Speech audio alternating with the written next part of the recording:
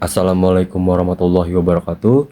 Hello everyone, my name is Bagas Purwayada with NPM 25411006. I am from Management Class 25A. Today I will doing a presentation about fungsi konsumsi dan tabungan. Sebelum saya masuk ke materi, ada beberapa hal yang ingin saya jelaskan pada kesempatan kali ini. Yang pertama, pengertian konsumsi. Kedua, pengertian tabungan. Ketiga, pengertian fungsi konsumsi. Keempat, pengertian fungsi tabungan. Kelima, fungsi konsumsi. 6, fungsi tabungan. 7, hubungan antara konsumsi dan tabungan. 8, faktor-faktor yang mempengaruhi konsumsi dan tabungan. 9, titik keseimbangan. 10, peran konsumsi dan tabungan. Dan yang terakhir adalah kesimpulan. Yang pertama, saya ingin memulai dari pengertian konsumsi. Konsumsi adalah kegiatan menggunakan atau memanfaatkan barang dan jasa untuk memenuhi kebutuhan hidup manusia. Kegiatan ini dilakukan oleh individu, keluarga, maupun masyarakat agar mereka bisa bertahan hidup dan mencapai kesejahteraan. Contohnya, membeli makanan dan minuman untuk kehidupan sehari-hari. Yang kedua, ada pengertian tabungan. Tabungan adalah bagian dari pendapatan yang tidak digunakan untuk konsumsi dan disisihkan untuk keperluan di masa depan. Dengan kata lain, tabungan merupakan sisa pendapatan setelah semua kebutuhan konsumsi terpenuhi. Contohnya, menyimpan uang di bank. Yang ketiga, ada pengertian fungsi konsumsi.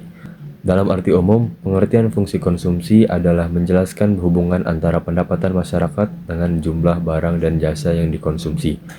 Konsumsi di sini berarti pengeluaran yang dilakukan oleh rumah tangga untuk memenuhi kebutuhan hidupnya, baik kebutuhan pokok maupun kebutuhan tambahan. Secara umum, semakin tinggi pendapatan seseorang atau masyarakat, semakin tinggi pula pengeluaran untuk konsumsi. Namun, peningkatan konsumsi tidak selalu sebesar peningkatan pendapatan. Ketika pendapatan naik 2 kali lipat, konsumsi tidak selalu naik 2 kali lipat juga, karena sebagian tambahan pendapatan akan disisihkan sebagai tabungan. Lalu yang keempat, ada pengertian fungsi tabungan. Dalam arti umum, fungsi tabungan menggambarkan hubungan antara pendapatan masyarakat dengan jumlah pendapatan yang disisihkan atau tidak dibelanjakan. Tabungan merupakan bagian dari pendapatan yang tidak digunakan untuk konsumsi. Tabungan berperan penting karena menjadi sumber dana untuk investasi, baik oleh individu maupun lembaga keuangan. Meningkatnya tabungan dalam masyarakat dapat mendorong pertumbuhan ekonomi karena meningkatkan modal yang tersedia untuk pembangunan. Selanjutnya, saya ingin menjelaskan fungsi konsumsi. Fungsi konsumsi menggambarkan hubungan antara tingkat pendapatan dengan jumlah konsumsi masyarakat. Artinya, ketika pendapatan naik, konsumsi juga akan naik, meskipun tidak sebesar kenaikan pendapatannya. Dalam fungsi konsumsi terdapat 2 jenis pengeluaran. Yang pertama, konsumsi otonom, yaitu konsumsi yang tetap dilakukan walaupun seseorang tidak memiliki pendapatan. Contohnya, ketika seseorang tetap harus makan dan memenuhi kebutuhan dasar meskipun sedang tidak bekerja, biasanya dengan meminjam atau memakai tabungan lama. Lalu yang kedua, konsumsi yang dipengaruhi pendapatan, yaitu konsumsi yang berubah sesuai besar kecilnya pendapatan. Contohnya, ketika pendapatan bertambah, pengeluaran untuk barang-barang tambahan seperti pakaian baru, hiburan, atau rekreasi juga akan meningkat. Lalu yang keenam adalah fungsi tabungan. Ada beberapa jenis fungsi tabungan. Yang pertama, tabungan biasa, yaitu tabungan yang dapat diambil kapan saja dengan bunga yang relatif rendah. Yang kedua, ada tabungan berjangkau, yaitu tabungan yang memiliki jangka waktu tertentu dengan bunga yang lebih tinggi daripada tabungan biasa.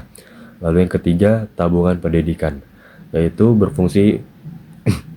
tabungan yang berfungsi untuk dirancang sebagai biaya pendidikan, seperti biaya sekolah atau kuliah, dan masih banyak lagi jenis tabungan lainnya. Lalu yang ketujuh, ada hubungan antara konsumsi dan tabungan.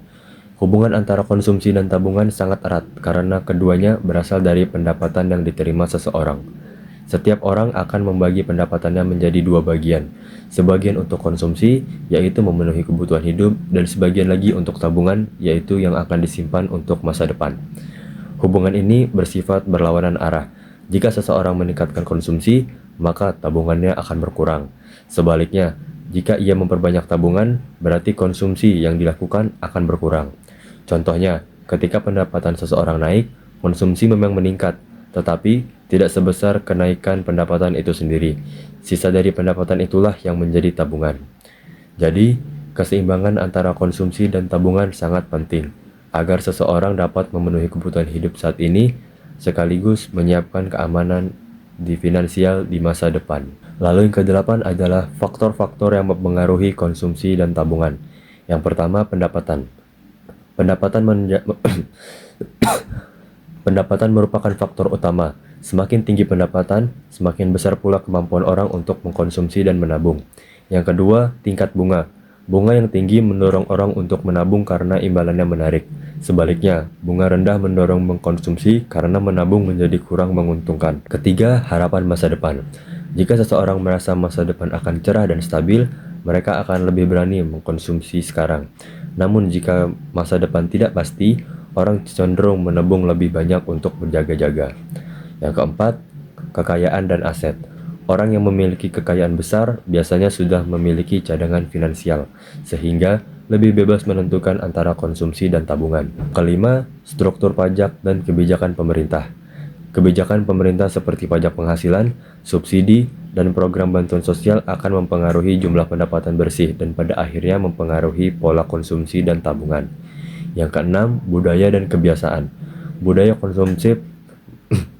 konsumtif mendorong pengeluaran besar, sehingga budaya hemat mendorong tabungan lebih banyak. Lalu yang ketujuh, jumlah tanggungan. Semakin banyak anggota keluarga yang ditanggung, maka akan semakin besar porsi pendapatan yang digunakan untuk konsumsi. Yang kesembilan, ada titik keseimbangan. Titik keseimbangan adalah suatu titik di mana seluruh pendapatan seseorang habis untuk dikonsumsi dan tidak ada yang ditabung. Titik ini disebut titik keseimbangan konsumsi dan tabungan atau break-even point. Di bawah titik ini, seseorang bisa jadi mengkonsumsi lebih besar dari pendapatannya dengan cara berhutang. Sedangkan di atas titik ini, ia mulai menabung. Selanjutnya, peran fungsi konsumsi dan tabungan. Konsumsi dan tabungan tidak hanya penting bagi individu, tapi juga bagi perekonomian secara keseluruhan. Konsumsi menjadi pendorong utama kegiatan ekonomi. Ketika masyarakat banyak berbelanja, permintaan terhadap barang dan jasa akan meningkat. Akibatnya, perusahaan akan meningkatkan produksi, membuka lapangan kerja, dan ekonomi akan tumbuh. Tabungan menjadi dasar bagi kegiatan investasi. Tanpa tabungan, tidak akan ada dana untuk membangun pabrik, infrastruktur, atau teknologi baru. Jadi, keseimbangan antara konsumsi dan tabungan sangat penting agar ekonomi dapat tumbuh secara sehat dan berkelanjutan. Terakhir adalah kesimpulan. Kesimpulannya adalah konsumsi adalah bagian dari pendapatan yang digunakan untuk memenuhi kebutuhan hidup. Tabungan adalah bagian dari pendapatan yang disisihkan untuk masa depan. Dalam perekonomian, keduanya harus berjalan seimbang. Konsumsi yang cukup untuk mendorong pertumbuhan dan tabungan yang cukup untuk membiayai investasi. Keduanya saling berhubungan. Jika konsumsi naik, tabungan turun, dan jika konsumsi turun, maka tabungan yang akan naik. Pola konsumsi dan tabungan dipengaruhi oleh pendapatan, kebiasaan, serta kondisi ekonomi secara umum. Maybe it's all from me. I apologize if I have a mistake during my presentation. Thank you for the attention. Wassalamualaikum warahmatullahi wabarakatuh.